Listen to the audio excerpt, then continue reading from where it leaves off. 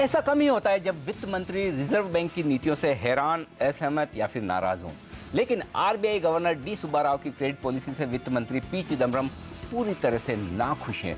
वित्त मंत्री ने पॉलिसी पर यह कहकर अपनी प्रतिक्रिया देने से इनकार कर दिया कि कभी कभी कुछ नहीं कहना ही बेहतर होता है। लेकिन उनका यह बयान ये साफ कर गया है कि क्रेडिट पॉलिसी ने चिदम्बरम की उम्मीदें पूरी नहीं की।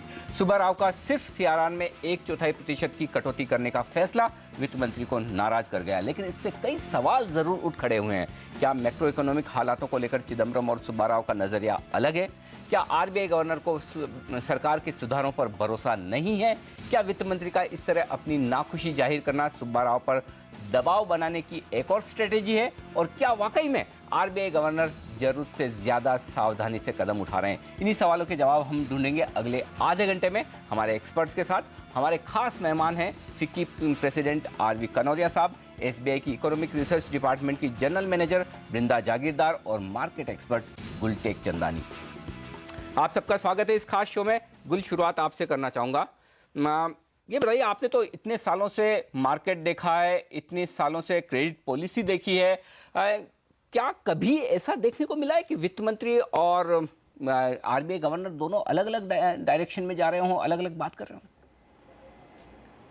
नहीं, वो ऐसा बोला नहीं है, आप उसका इंटरप्रिटेशन कर रहे हो Anil. I think you are stretching your imagination. What he has said that implementation में RBI ने साफ साफ बोला हुआ है कि we will wait and see how the implementation goes, and which I think is correct because India में planning तो बिल्कुल फर्स्ट क्लास होती है, इम्प्लीमेंटेशन में काफी गैप रह जाता है। तो I think both the reactions are in their proper places. I am not reading too much into it, and obviously any finance minister who wants to give a fillip to the growth would like interest rate cuts immediately, but if you don't look at and focus on inflation, by definition थोड़ा सा एक problem तो हो ही सकता है आगे जाके, and that will be a bigger problem than right now. This will be only temporary because you are just postponed till to January, and he was clearly बोला गया है कि जनवरी में काफी कुछ करने की संभावना है उसके अंदर। They might consider it. गुल सर, आपने जो पहली लाइन कही कि हो सकता है हम हमारी इमेजिनेशन को स्ट्रेच करने की कोशिश कर रहे हो, मैं आपको एक बात सुनाता हूँ। पी चिदम्बरम ने क्रेडिट पॉलिसी के बाद क्या कहकर नाखुशी जाहिर की और उसका जवाब आरबीआई गवर्नर ने किस तरह से किया, सुनिए। Government has to walk alone to face the challenge of growth. Well, we'll walk alone. Government is doing its best to send a clear message that we are on the path of fiscal consolidation. I haven't read the last few paragraphs of the statement, but if it holds out hope for the future, I look forward to that future. Sometimes it is best to speak, sometimes it is best to be silent. I think this is a time for silence. We are as much concerned about growth as inflation. Only our balance has been shifting. And about the finance, if you're asking about the nuancing of the finance minister's statement, I think you should ask him. तो आप देख सकते हैं किस तरह से वित्त मंत्री चाहते थे कि सुब्बाराव कुछ और ज्यादा करे, और सुब्बाराव ने यह कहा कि जो कुछ वो कर सकते थे उन्होंने करने की कोशिश की। वृंदा, आपसे जानना चाहता हूं, क्या आपको लगता है कि जो सिचुएशन है, जिस तरह से इन्फ्लेशन ऊपर बना हुआ है, आरबीआई की प्राइम रेस्पॉन्सिबिलिटी है कि इन्फ्लेशन को नीचे लाने की कोशिश करे, क्या इसमें कहीं कुछ और ज्यादा करने की गुंजाइश थी? देखिए, पहली बात तो बहुत से कंसर्न्स अभी तक बने हुए हैं, और इफ एनीथिंग अगर हम ग्लोबल सिचुएशन को देखें तो वो रिस्क कहीं बढ़ ही गई हैं।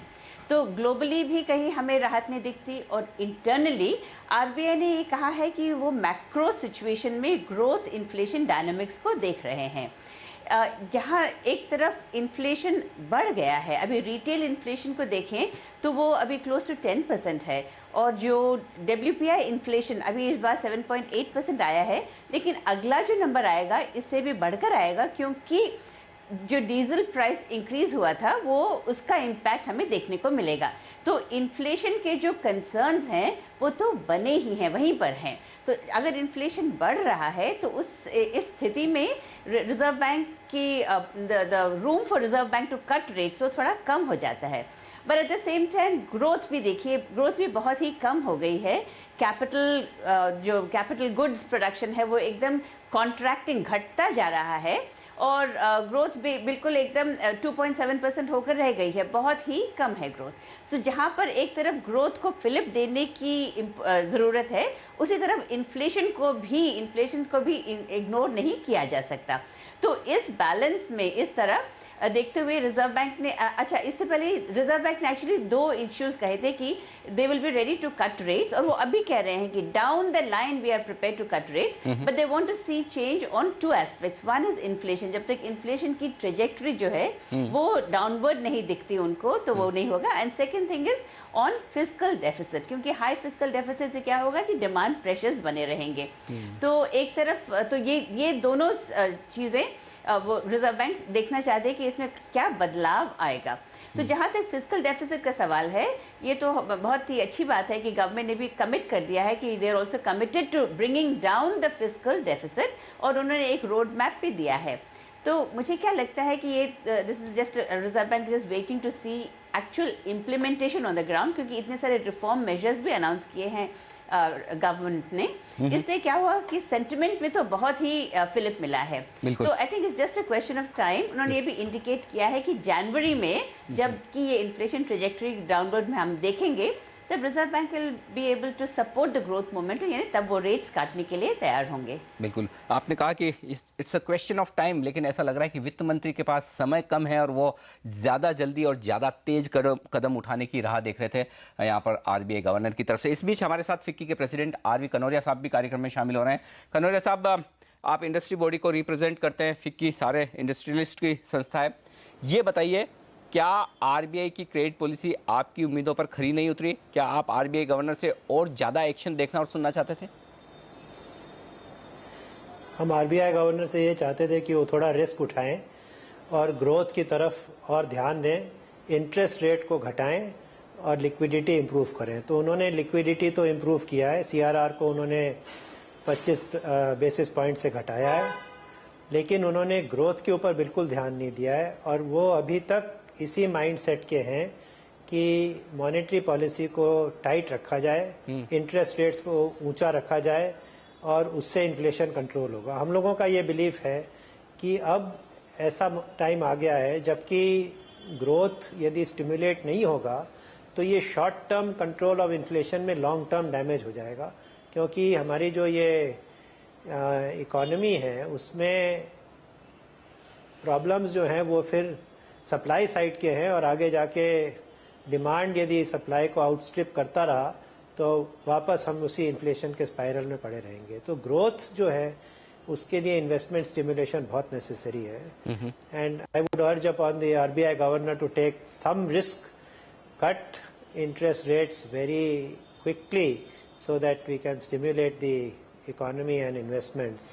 And one of the issues which we had raised और हम लोगों ने कहा था कि ये फेस्टिव सीजन में जबकि इंडियन कंज्यूमर सबसे बेसी नई चीजें खरीदता है, उसमें यदि इंटरेस्ट रेट की कमी लाई जाए और इंटरेस्ट रेट को एडजस्ट किया जाए तो ये जो ईएमआई के पेमेंट्स हैं और इंडियन कंज्यूमर जो स्टिमुलेट करता डिमांड, उससे जो ग्रोथ का मोमेंटम है वो लाया जा सकता था। तो हम लोग तो डिसअपॉइंटेड हैं कि ये एक मौका और टाइमिंग जिससे ग्रोथ को भी बूस्ट मिलता और इन्वेस्टमेंट की प्रति इंडस्ट्री देखने लगती, ये दोनों चीज पे अब थोड़ा एक डैम्पनिंग इफेक्ट हुआ है इस पॉलिसी। बिल्कुल, यानी कि कॉर्पोरेट इंडिया निराश है और साथ ही बाजार भी, और सबसे बढ़कर वित्त मंत्री खुद निराश है इस क्रेडिट पॉलिसी से कि आरबीआई गवर्नर ज़्यादा कुछ कर सकते थे लेकिन उन्होंने बहुत ही छोटे स्टेप्स उठाए। लेकिन क्या कुछ और हो सकता था और क्या मजबूरियां थी आरबीआई गवर्नर की जिसकी वजह से वो रेपो रेट कट नहीं कर पाए?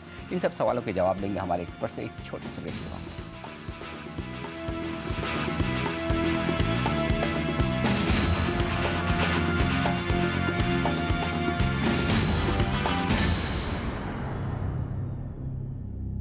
क्रेडिट पॉलिसी पर इस खास चर्चा में हमारे साथ 3 मेहमान हैं, आरवी कनोडिया साहब, बृंदा जागीरदार और गुलटेक चंदानी। कुल ऐसा क्या पॉलिसी में था जिसकी वजह से बाजार इतना मायूस हो गया, 200 पॉइंट की गिरावट हो गई? क्या आरबीआई से बाजार को एक रेपो रेट कट की भी उम्मीद थी जो पूरी नहीं हुई, या फिर ये जो प्रोविजनिंग वाली बात कही आरबीआई गवर्नर ने कि अब रीस्ट्रक्चर एसेट्स पर ज़्यादा प्रोविजनिंग करनी पड़ेगी, उसकी वजह से बाजार में कमजोरी आई है? नहीं, सेंटिमेंट जो था वाज फॉर रेट कट, और कल ही किसी फाइनेंस मिनिस्ट्री के 2-3 ऑफिसर्स ने बोल दिया था अनोनिमस कि रेट कट नहीं होगा। उसके बाद भी कल और परसों का आपने देखा था, उसके अगले दिन पे market was not going up, so they were trying to factor in, but everybody hope that there might be a kind of a small little cut somewhere in repo rate. But today he has to address as governor of RBI एक retail constituency को, businessman को, international constituency को, and obviously his politics also.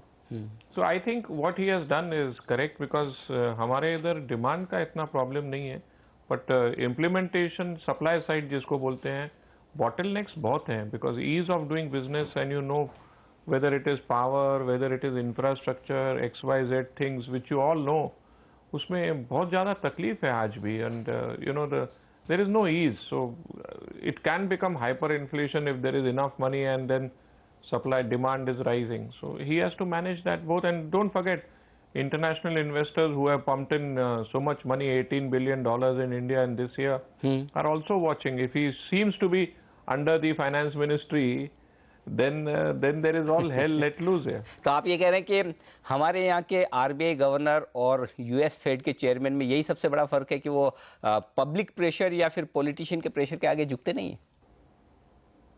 नहीं, करना भी नहीं चाहिए. This is, it's funnily that you bring that up. I have seen a report where there was a fight between the government of India and obviously the Reserve Bank of India. The finance ministry officers were saying RBI is an autonomous body under the finance ministry. उस sentence पे preamble पे एक दफा बहुत बड़ा debate हुआ था. But this is the situation which is the reality that sometimes there are influences which are working. Right now, obviously, he has to look at what's happening internationally, and obviously, the problems in Europe and US. So he will not do anything which will change the stance on foreign flows. बिल्कुल. वृंदा, आप एक economist हैं, और अगर एक economist होने के नाते मैं आपसे पूछूं कि आप अगर आरबीआई गवर्नर होती, एक तरफ आप मार्च का इन्फ्लेशन का टारगेट 7 से 7.5% कर रहे हैं और उसके बाद सीआरआर कट दे रहे हैं, क्या जायज है? नहीं, देखिए, इन्फ्लेशन की स्थिति ऐसी है because inflation has become cost push और एंड सप्लाई साइड बॉटलनेक्स, उससे इन्फ्लेशन बढ़ रहा है. तो अगर इन्फ्लेशन का प्रोजेक्शन अगर आरबीआई बढ़ा देती है, 7.7 से 7.5% कर देती है, तो ऐसी स्थिति में ये एक्सपेक्ट करना कि वो रेट ऑफ इंटरेस्ट काटे, ये तो this will not be fair. अच्छा, सीआरआर उन्होंने इसलिए किया है ताकि लिक्विडिटी जो है सिस्टम में बढ़े, क्योंकि ग्रोथ, इन्फ्लेशन, लिक्विडिटी, ये तीनों पैरामीटर्स पे आरबीआई अपना इज क्लोजली वॉचिंग दीज, तो ताकि लिक्विडिटी ना टाइट हो जिससे कि रेट्स पे कोई प्रेशर पड़े. तो उन्होंने ये इसलिए ये किया है. तो it's absolutely very much logical and it gels in with an economist point of view. लेकिन मैं ये एक और बात कहना चाहूँगी कि ये जो mid quarter review, I think we are focusing too much on just the inflation and growth. जो मिड क्वार्टर पॉलिसी है, इसमें रिजर्व बैंक कुछ स्ट्रक्चरल इश्यूज भी, स्ट्रक्चरल रिफॉर्म मेजर्स भी अनाउंस करती है. उन्होंने काफ़ी ऐसे मेजर्स किए हैं जिससे ग्रोथ को सपोर्ट मिले. अच्छा, और एक और बात कि आरबीआई का सिंगल मैंडेट सिर्फ इन्फ्लेशन नहीं है. RBI has a multiple mandate, growth, inflation, financial stability, exchange rate, सब देखना पड़ता है. एंड आरबीआई यही कह रही है कि राइट नाउ इन्फ्लेशन पर इतना प्रेशर है कि हम काट नहीं सकते हैं, रेट्स को नहीं काट सकते, लेकिन हम लिक्विडिटी प्रोवाइड करेंगे जिससे रेट्स पे प्रेशर ना पड़े. और गोइंग डाउन द लाइन, उन्होंने ये वर्ड्स कहे हैं कि डाउन द लाइन, और ये भी कहा है कि जनवरी में जब इन्फ्लेशन सॉफन हो जाएगा तब हम रेट्स काटेंगे, बिकॉज ग्रोथ पर भी उनकी नज़र बनी हुई है. कनोडिया साहब, एक तरफ जहां आरबीआई ने ग्रोथ का जो टारगेट है वो घटा दिया है, और उन्हें जो लगता है कि शायद फिस्कल डेफिसिट का भी जो टारगेट सरकार ने तय किया है वो अचीव होता हुआ दिखे नहीं. एक दिन पहले ही वित्त मंत्री प्रेस कॉन्फ्रेंस करके ये कहते हैं कि 2017 तक हम वित्तीय घाटे को 3% तक लाएंगे, लेकिन उसके बावजूद देश का रिजर्व बैंक और उनके गवर्नर इस बात पर भरोसा नहीं कर रहे हैं। क्या यही एक तरीका रह गया है सरकार के पास में ग्रोथ को ट्रैक पर लाने का कि भले ही इन्फ्लेशन ऊपर रहे और रहेगा, उसके बावजूद प्रेशर बनाकर ब्याज दरें कम करवाई जाए? नहीं, देखिए, ब्याज का इम्पोर्टेंस, इंटरेस्ट रेट्स यदि घटेंगे तो ग्रोथ वापस आएगा, बट ये कोई सिंगल फैक्टर नहीं है कि सिर्फ इंटरेस्ट रेट घटने से ही ग्रोथ आ जाएगा। यदि गवर्नमेंट के पॉलिसीज कंड्यूसिव नहीं होंगे, यदि वो जो रिफॉर्म प्रोसेस है जिसको गवर्नमेंट वापस एक तरह से रीएक्टिवेट किया है, यदि उस पर कोई कमी हो या लगाम लग जाए या नहीं करें वो, तो सिर्फ इंटरेस्ट रेट घटाने से तो कोई ग्रोथ वापस नहीं आएगा। लेकिन इंटरेस्ट रेट बहुत इम्पॉर्टेंट पार्ट प्ले करती हैं, क्योंकि आज के दिन यदि इतने ऊंचे इंटरेस्ट पे इन्वेस्टमेंट्स करने में लोगों को डर लगता है कि वो ब्याज इतना देकर कमा पाएंगे कि नहीं और वापस कैसे देंगे लोन्स को, तो इंटरेस्ट रेट बहुत इम्पॉर्टेंट फैक्टर है। और यदि मैं आरबीआई का गवर्नर होता तो मैं तो रिस्क लेता कि इंटरेस्ट रेट एक बार घटाकर वॉच करता कि उसका कोई असर है कि नहीं इन्फ्लेशन पर, क्योंकि मैं ये बिलीव करता हूँ कि आज के दिन जो सप्लाई साइड इकोनॉमिक्स, जिस इन्फ्लेशन इसलिए हो रहा है बिकॉज सप्लाई प्रॉब्लम्स हैं, और आप यदि उसको एक्सेंचुएट करेंगे, ग्रोथ को रोकेंगे, डिमांड तो कोई कर्ब करना कोई आसान नहीं है कि डिमांड बहुत कर्ब हो जाएगा as a result of interest rates, क्योंकि एक पेंट अप डिमांड जो इकोनॉमी में है उसको तो सेटिस्फाई करने की दरकार है। और आगे के लिए जिस तरह प्रोस्पेरिटी कंट्री में बढ़ रहा है, यदि सप्लाई नहीं क्रिएट होगा, इन्वेस्टमेंट नहीं होंगे, तो प्रॉब्लम 2 साल बाद और बढ़ के आएंगे। तो मैं तो इंटरेस्ट रेट डेफिनेटली अभी घटाता और वॉच करता, और यदि कोई इन्फ्लेशन पे उसके ऊपर कोई गहरा असर पड़ता तो आरबीआई हर 45 दिन पे तो अपना पॉलिसी रिव्यू करती है, वापस बढ़ा सकती है इंटरेस्ट रेट। मतलब ये रिस्क क्यों नहीं ले रही है आरबीआई, मैं ये नहीं समझ पा रहा हूँ। और 6.5 से 5.8% पे ग्रोथ को उन्होंने खुद एक्नॉलेज किया है कि रेट ऑफ ग्रोथ घट जाएगा। कैपिटल गुड्स का हालत खराब है। आप यदि एक रिपोर्ट आज पेपर में कोई मैं पढ़ रहा था, मैं किस पेपर में याद नहीं है मुझे, कि एसबीआई के जो डिस्पर्सल्स हैं अगेंस्ट प्रोजेक्ट फाइनेंस 10% वो 1/10 हो गए हैं। बिल्कुल। तो मतलब आप ये समझिए कि इस तरह की स्थिति में यदि ग्रोथ के ऊपर रिस्क नहीं लेंगे, और गवर्नमेंट ये रिस्क लेने के लिए तैयार है, मतलब आज वित्त मंत्री ये ओपनली कह रहे हैं कि फिस्कल डेफिसिट कंट्रोल करेंगे। यदि फिस्कल डेफिसिट कंट्रोल होगा तो कंजम्पटिव एक्सपेंडिचर भी कंट्रोल होगा। कंजम्पटिव एक्सपेंडिचर कंट्रोल होने से अपने आप इन्फ्लेशन के ऊपर इम्पैक्ट पड़ेगा, क्योंकि आज जो गवर्नमेंट का फिस्कल डेफिसिट है वो कंजम्पशन में जा रहा है, बिल्कुल, उसके कारण इन्फ्लेशन भी फ्यूल हो रहा है जी। यदि उसी को वो इन्वेस्टमेंट की तरफ डायरेक्ट करें तो इन्फ्लेशन भी नहीं होगा।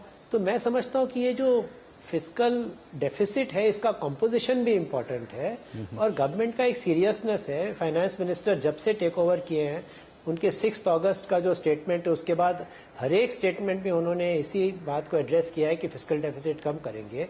मैं समझता हूँ कि यदि आरबीआई वो कॉन्फिडेंस नहीं रिकॉग्नाइज करेगी तो कोई आज देश के हित में तो नहीं हो रहा है। ये मैं कोई बिजनेस पॉइंट ऑफ व्यू से नहीं बोल रहा हूं, दिक्कत यही सिंपल पॉइंट बोल रहा हूं, दिक्कत यही नजर आ रही है यहाँ पर कानोडिया साहब की, शायद आरबीआई गवर्नर थोड़ा सा सेफ रहने की कोशिश कर रहे हैं और उन्हें ये लगता है कि दिसंबर तक इंतजार कर लिया जाए, इन्फ्लेशन को आंकड़ों का अगर कम होता दिखे तो बात बनेगी। लेंगे एक छोटा सा ब्रेक और इस चर्चा को आगे बढ़ाएंगे। क्या कुछ उपाय है सरकार के पास जिससे कि ग्रोथ को फिर से ट्रैक पर लाया जा सके, ये जानेंगे हमारे एक्सपर्ट से। बने रहिए हमारे साथ।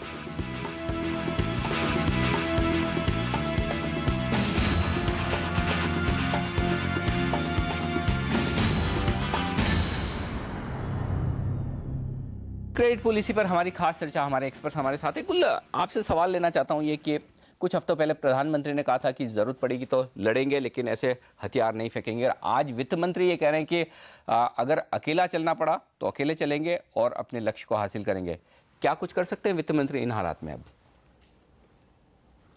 फर्स्ट ऑफ ऑल अभी तो इम्प्लीमेंटेशन देखना है, and I think if they can manage the floor in the parliament properly, then I think there will be a lot of confidence internationally, and the mood is already, and also if the public issues which they are planning, अगर वो सही दामों पे लाते हैं and they don't make it too expensive and the retail makes some money, then obviously you will have a flurry of activity in the markets, and that will also help him in offloading the shares. Plus this whole 2G spectrum money, if he gets it quickly and if there, the whole thing goes off properly, you will get some money there. So there is more in the armor, and obviously RBI issues bank licenses to private people. That was one of the talks which was going on.